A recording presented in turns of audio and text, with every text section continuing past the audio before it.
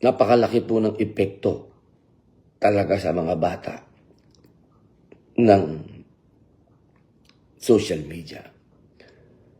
Alam ko pong maraming nagagalit sa akin dyan. Sobrang dami pong taong nagalit sa akin dyan.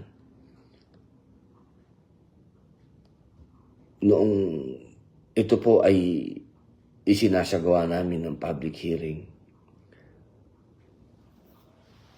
At yan po ang isang bagay sana na ilalapit ko po sa inyo na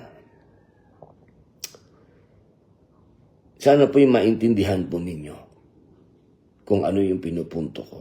Napakadami pong nagalit sa akin, binas ako patungkol dito. Alam nyo mga kababayan, sana po yung namnam ninyo ang gusto kong sabihin na hindi na po talaga maganda itong nangyayari. Napakapangit na po nitong nangyayari na ito. Sana po kung ako po ay nagkakaroon ng mga maling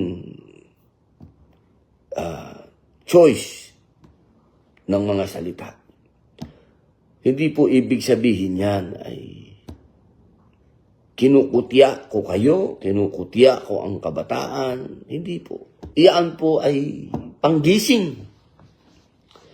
Panggising. Upang manamnam niyo po ang katotohanan. Ako po naman hindi po ako nagsasalita ng hindi ko po na iintindihan ang bagay na ito.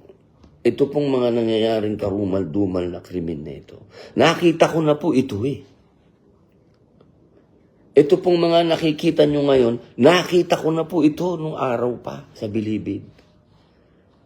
Kaya, yun lang po ang inihingi ko sa inyo. Intindihin nyo po ako na kailangan po natin maisulong ang batas na kung ano po yung ginagawa doon sa ibang bansa na mga progresibong bansa na kanila na pong pinagbabawalan ng kabataan na gumamit ng social media.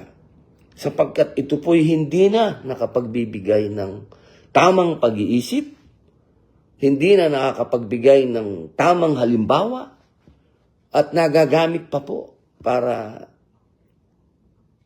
maging daan upang yung kanilang mga iniisip na karahasan sa kanilang mga nais nilang gawin, nagagawa nila. Sapagkat nagkakaroon po sila ng tinatawag na platform. At iyan po ang social media. Kaya mga mahal kong kababayan, sana po ay tulungan niyo po ako. Hindi po ito magiging parang isang bagay na pipikit na lang yung mata natin at hahayaan na lang po natin na nangyayari lahat ito at puro bashing na lang ang gagawin natin, puro politika na lang ang gagawin natin. Hindi po pwede dahil totoo po itong nangyayari na sa mga mata natin. Yun lamang po, wala naman ako maikwento pa dahil hindi ko pa po alam ang mga tunay na nangyari sa ganap na ito. At inshallah ay makapag-live po ako uli at masabi po sa inyo kung ano talaga yung tunay na nangyari dyan sa Zamboanga.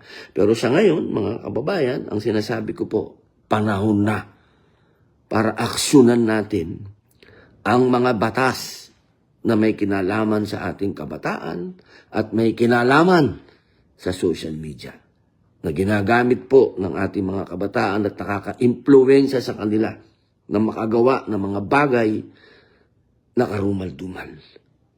Maraming salamat po kung ano man po ang nasabi kong mali ay patawad.